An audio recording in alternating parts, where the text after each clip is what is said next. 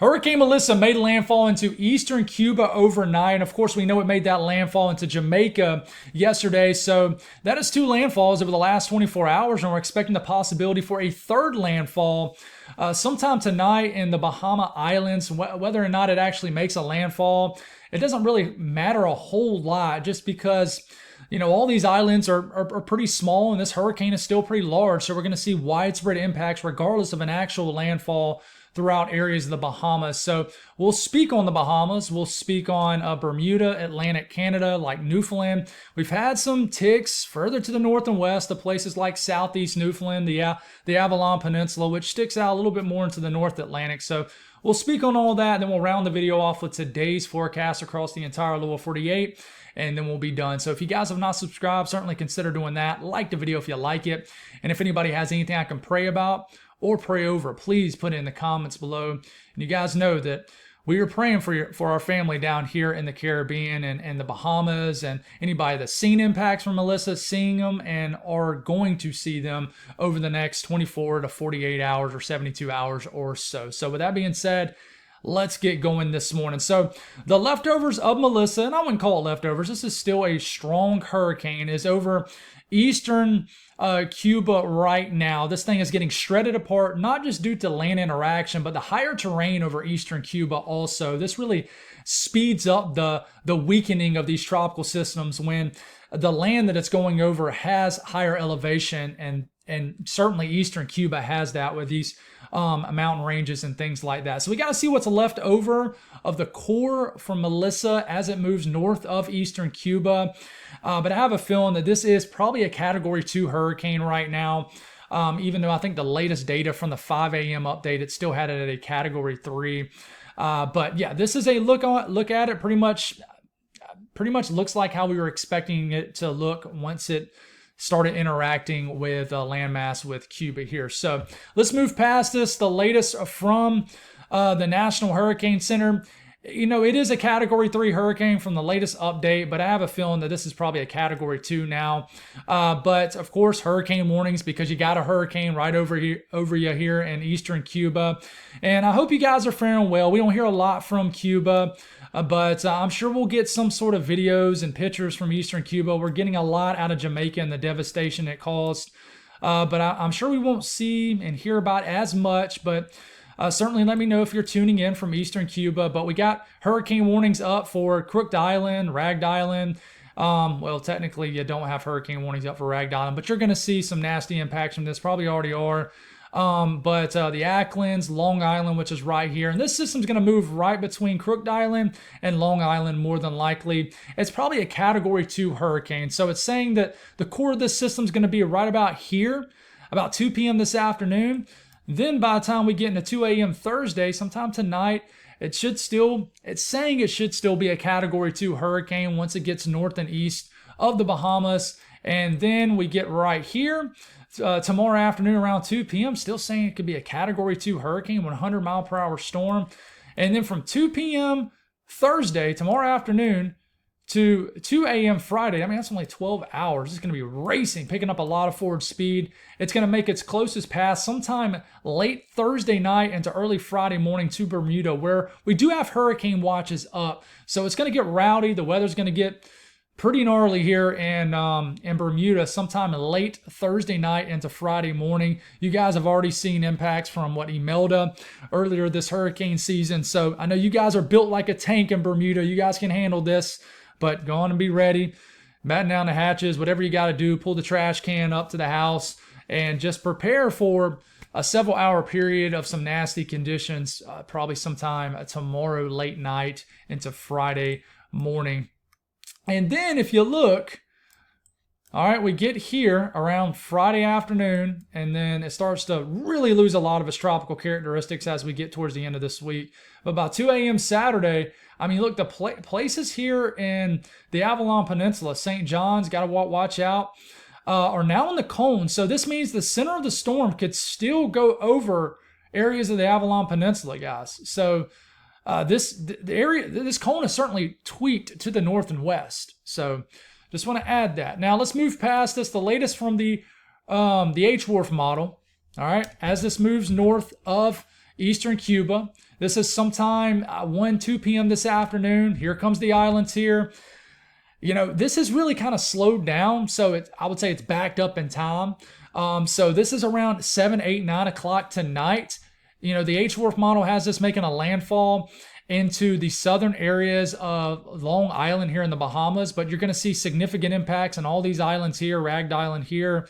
And if I'm, saying the names of these islands wrong, just correct me. I apologize. Crooked Island here, the Acklands here.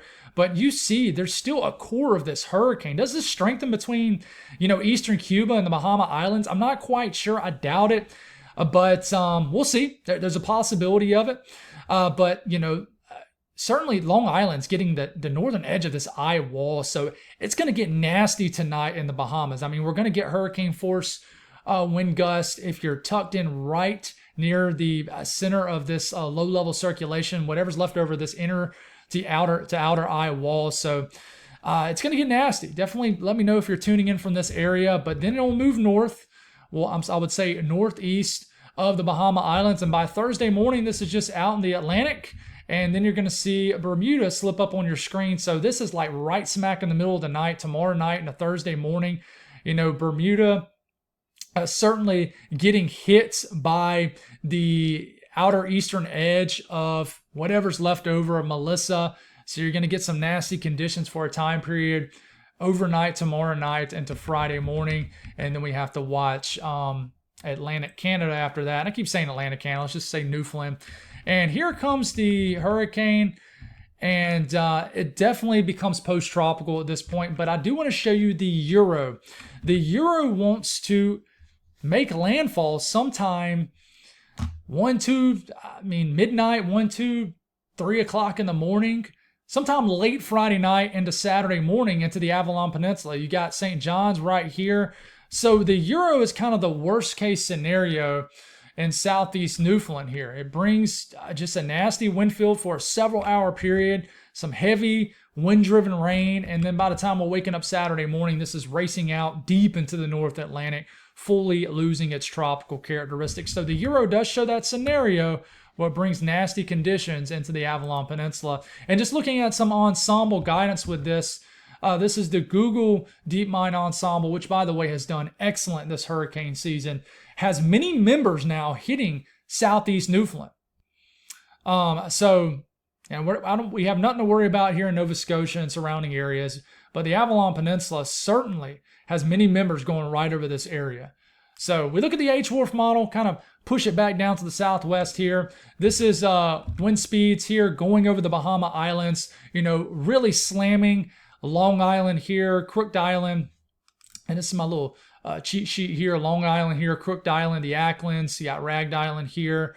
But it really likes the idea of going somewhere in between these islands. But I think if it's going to make any sort of landfall, it's probably going to be, and remember, to be officially called a landfall, that low-level circulation, the actual center of low pressure of these tropical systems has to go over some sort of landmass. And that could be Long Island here in the Bahamas. But regardless, we're going to get nasty hurricane force conditions. This salmon color, this is 70, 80, even 90 mile per hour winds over these areas for a time period. Later tonight, this is 7, 8, 9 o'clock. So these pink areas here, this is, like I said, hurricane force winds. And anytime I say hurricane force winds, that's 75 mile per hour winds or higher. Some gusts could exceed 100 miles per hour. And then this moves past this area, and then you're going to see Bermuda slip up on your screen, and we're going to get a period. This is sometime late tomorrow night into Friday morning. We're going to get a period of 40, 50, 60, even 70 mile per hour wind gust, maybe even close to 80 mile per hour wind gust, probably in Bermuda for a several hour period. But then this quickly races off, and then we have to watch out for our family here in Newfoundland. And, this is, I know y'all go off of kilometers per hour, and this is what it's saying as far as Newfoundland and the Avalon Peninsula. It has a 140 I don't want to say miles per hour, 140 kilometer per hour wind gust on the Euro, which is equivalent in miles per hour, if you're wanting to know, to like, I think 80 something miles per hour. So, if the Euro's correct, it is flirting with hurricane force wind conditions, at least gusts. So you need to continue to watch out for this system as we get over the next 48 hours. If you live in the Avalon Peninsula here in southeast Newfoundland. So if we are going over the chances to see tropical storm force winds, that's pretty much, I hate to say 39, but pretty much 40-mile-per-hour winds or higher. Of course, it's a lock through areas of the southern Bahamas, even the Turks Caicos Islands. I mean, it's pretty much an 80-90% chance here in Bermuda. And even here in the Avalon Peninsula, St. John's, I mean, you got that 30 to 40% chance to see 40-mile-per-hour wind gusts or higher. So I will mention, I think we're pretty much wrapping up hurricane season, but there is a 20% chance of tropical development between pretty much the 5th and the 18th of November here in the Western Caribbean. So we will continue to keep our eye out for the Caribbean down here. I'm not overly concerned about anything, but we will continue to watch. So moving over to today's weather, we got a big area of rain with a low pressure over the eastern section of the country. Huge chunk of rain ongoing right now, and this is keeping chilly conditions in place. These upper lows tend to bring their own cold air, so a lot of rain, cooled air is a story across areas in the Mid-South, the Midwest, the Ohio Valley. Got a system moving across the Northwest also.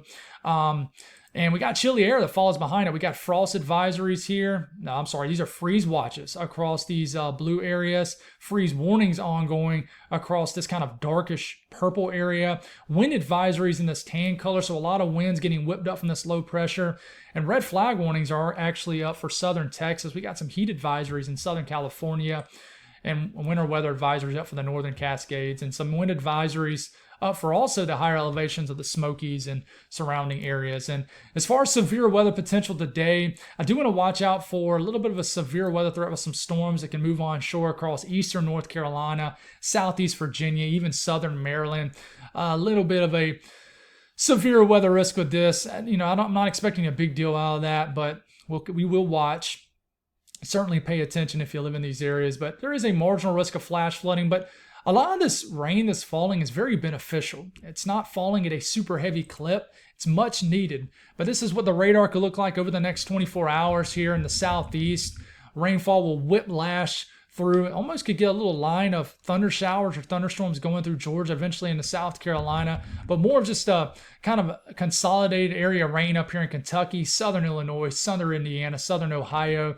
And then rain moves out of Georgia. We could be left over some sprinkles, some light rain across the deep south, but heavier batch of rain starts to move through the Carolinas probably sometime this evening, and this will probably speed up the rainfall rate in these areas. And we just got to watch out for these thunderstorms in eastern North Carolina, southeast Virginia. Could be just enough thermodynamics for a little bit of a severe weather threat, but you can see this thin line of showers and storms moving through the Carolinas today, and this could whip up the winds. And then we got to watch for some chilly air that follows behind this. Rainfall between now and the next 72 hours, this is what we're looking at. So beneficial rains for sure for many areas. And I do want to mention, as and just to continue to move here, we're going to get some northwest flow up against the higher elevations of the Smokies in Tennessee, North Carolina, even up into West Virginia. There could be some mixing of some snow. So if you time it right, I could see a little bit of what we call snowledge mixing with the snow, with the fall foliage up here in the higher elevations of maybe southwest North Carolina and the Smokies, like Mount LeConte, for example. I could see getting a solid dusting of snow. Blend of all models shows this potential. I know you got to put on your bifocals to really see this, but it really shows the potential for snow. And I think it's very possible in some of these areas in the higher elevations and favored areas like of the northwest flow, like even into Maggie Valley. Watch out in this area. I wouldn't say watch out like for several inches of snow, but for a little tricky dusting sometime getting into, I would say, tomorrow morning, maybe into Friday morning. You can see it up in West Virginia too.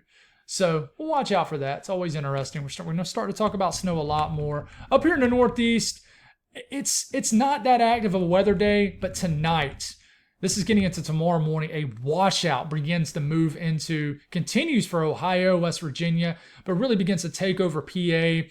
Heavier rains down here in the mid-Atlantic, but a big chunk of heavy rain moving into the southern tier, the Finger Lakes of New York, and just washout conditions. And we could get some thunderstorms down here in New Jersey, Delaware, that moves through, the I-95 corridor in this area. And we'll speak more on tomorrow's weather tomorrow morning, but I will give you a teaser here. This is rainfall between now and 8 p.m. Friday. Washout upcoming for the entire New England area, the Northeast area. Much needed rain, but certainly a washout moving through. Not seeing much snow, if any. Maybe the higher elevations could get a little bit, but it wouldn't be much. But the south central U.S. is continuing to deal with this spinning low here in the western deep south and western areas in the mid south, but not a big deal at all. Just a chilly day, a nice fall-like day across the south central U.S. Certainly a chilly start for many areas. In the north central U.S., hope you guys are doing well up here. Some rain will continue to stick with you guys in southern Illinois, southern Indiana, and areas of Ohio. But once you get north of these states, up into the Great Lakes region, not expecting much weather at all. Some rain could kind of make its way back into Cleveland, maybe Detroit by tomorrow morning. Lingering showers here in areas of Minnesota and North Dakota, but it's pretty quiet weather up here. And then the western U.S., whatever's left over of this system will begin to diminish sometime today, but it's quiet weather out west with a little bit of a spike in a ridge up here. And these are high temperatures today, chilly weather, just rain-cooled air because of this upper low. Just a chilly day across the eastern half of the country. It's honestly feeling a little bit like winter. And this is across the western sections of the country. And that's all I got. Sorry if I feel like I sped through that. I had to start this video over about just a ton of times over the last 30 minutes, and I just could not get a good flow going for whatever reason. So I ran out of time and I had to speed up the video a little bit. But that's all I got, guys. Thank y'all for tuning. God bless all y'all. We are praying like crazy for you guys down here in the Caribbean and for what's to come in the Bahamas. Anybody else that's going to see impacts from whatever is to come with Melissa. So you guys have a wonderful day. We'll do it again tomorrow morning. God bless.